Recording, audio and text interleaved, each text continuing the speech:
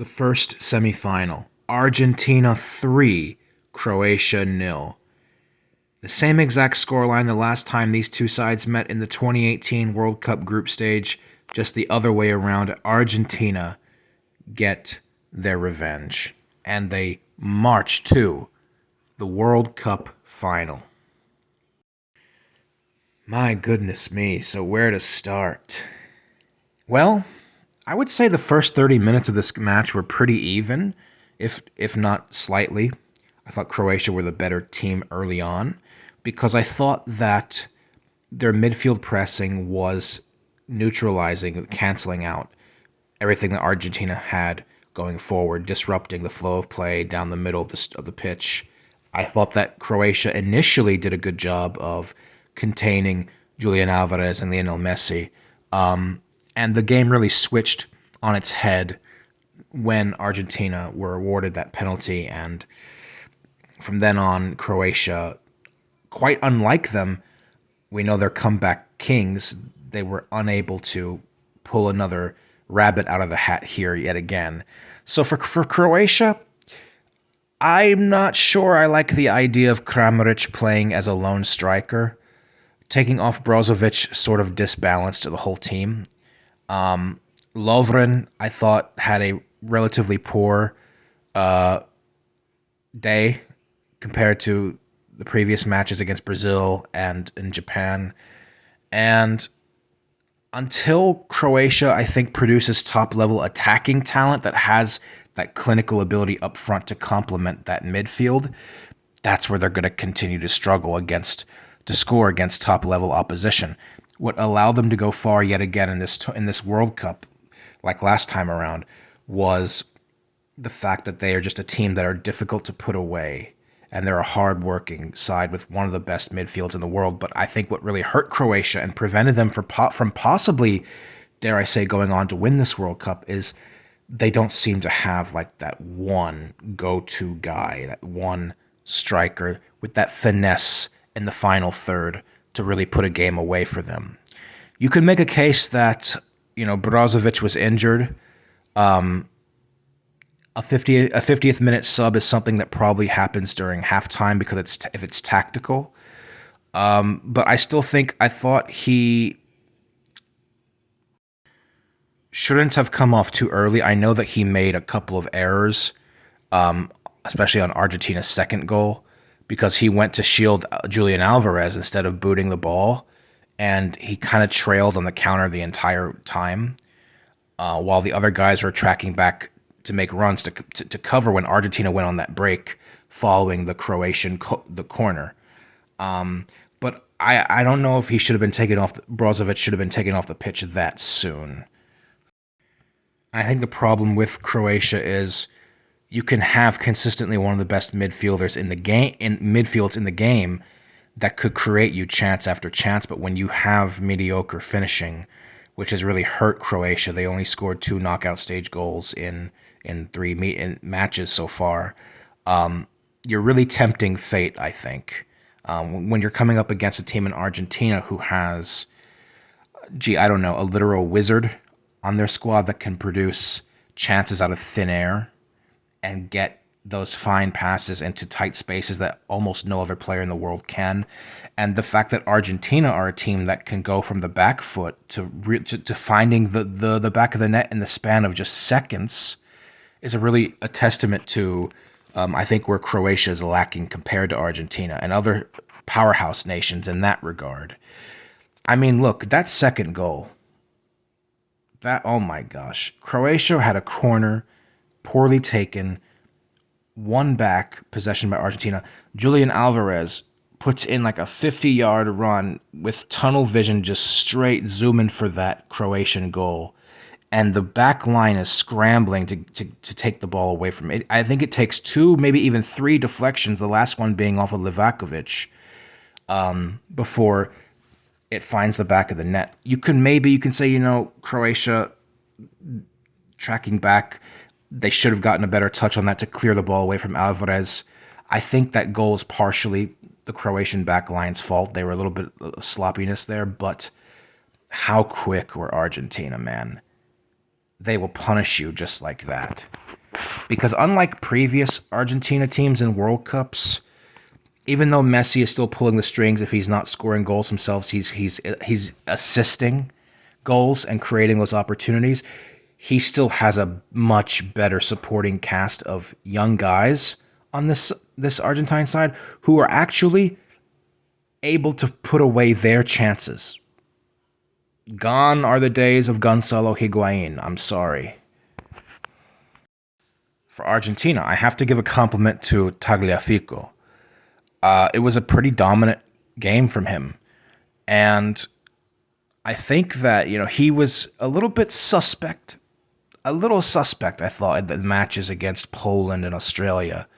But this was all around Argentina's finest performance as a collective, and Scaloni getting this lineup right today.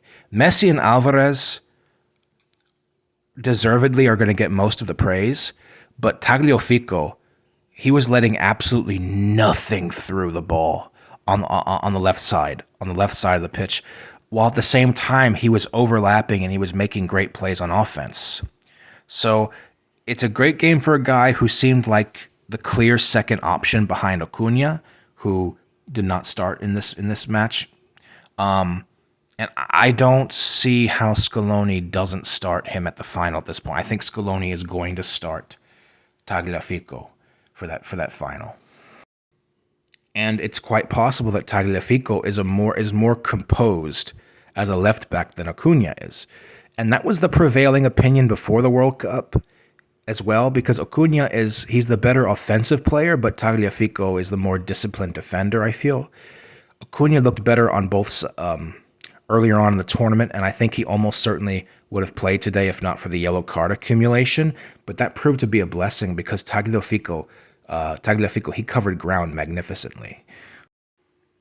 But it's going to be a tough decision what Scaloni goes with, if he prefers to go with Acuna or Tagliafico for that final, because they both have their advantages and disadvantages. I think that Acuna's crosses are far better than Tagliafico. But Tagliafico was able to shut down those lanes that Croatia were trying to utilize very, very efficiently. So all the credit goes to him, I think. Alvarez almost had a hat trick in this game before he was subbed off. He forced Livakovic into making a couple of saves. Messi forced Livakovic as well. He could have had a brace in this match. Even McAllister, I think he was coming forward. He put a shot on just wide of target to the right, and he actually had Livakovic beat. If he just squares that in target, I think that's in the back of the net. And of course, we have to talk about Messi. Messi is playing like a man possessed at the age of 35. Did you see what he did leaving Gvardiol, the 20-year-old youngster Croatian defender who's been one of the best defenders at this World Cup so far? Messi's 15 years older than this kid. I'm 9 years older than him, which means I'm old. And he left him in the dust when he laid off that chance for Julian Alvarez to tuck that in to get Argentina's third goal. When Messi's running down that right-hand flank and he cuts inside the box and he does that turnaround and he leaves Gvardiol with his ankles broken, just standing there as he skirts around him, cuts in deeper and lays that off for Alvarez. And that was just impeccable. Messi is 35 years old. This was one of the single best individual performances I've seen him in it play for Argentina in a long time. And we know that he has been on fire this whole tournament, but he is such he is such a gift, a bloodline for Argentina. He livens this team up so much. Like I said, when he's not scoring, he's assisting or he's creating the bulk of the chances up front. And he can help this team, who now, like I said, has finishers, a stronger supporting cast. He can help this team produce magic out of nowhere against the run of play, under a lot of pressure. I think taking the lead first really plays to Argentina's strengths because Messi is one of the greatest at decision making in real game time. and especially for counterattacks, because being a couple goals down and having Messi counterattacking you is the worst situation to be in. If you're the opposing team and you're down a goal, having Messi counterattacking you, good luck. We are yet to see how Argentina react when they have to take the game to the opposition from a losing position. That hasn't happened since the Saudi Arabia match. And especially against a hypothetical matchup against France, who have fast players to counter if they manage to take the lead and have so many goal scoring options. That'll be a very unique test for Argentina, and one that I'd be interested to see if they could actually pass that. But man, look, we'll see. We'll see. I think Argentina was able to exploit the cracks that Croatia were started to show, and those few defensive errors that led to 2 goals for Argentina. That was really the sucker punch for Croatia. And I think after the second goal, there really was no turning back. That was a mountain to climb. Because, like I said, early on, the first half an hour, I thought Croatia did win the midfield battle. But when you have Messi on your team, all things are possible, man. All things are possible. And I have to give a lot of credit here to Lionel Scaloni. He's been changing formations and tactics every game, and it's been sublime for Argentina. They've had some scares here and there. They could still yet come undone in the final against Morocco or France. But he's managed to completely neutralize one of the best midfields in this World Cup because Argentina were snuffing out. Once they had taken the lead, the momentum had totally shifted. And it wasn't that Croatia gave up. They did not give up. They kept fighting. But Argentina was snuffing out everything. And they were like, no, we know what you've done before. We know you come back against other teams. You're not doing that with us. We're not allowing that to happen.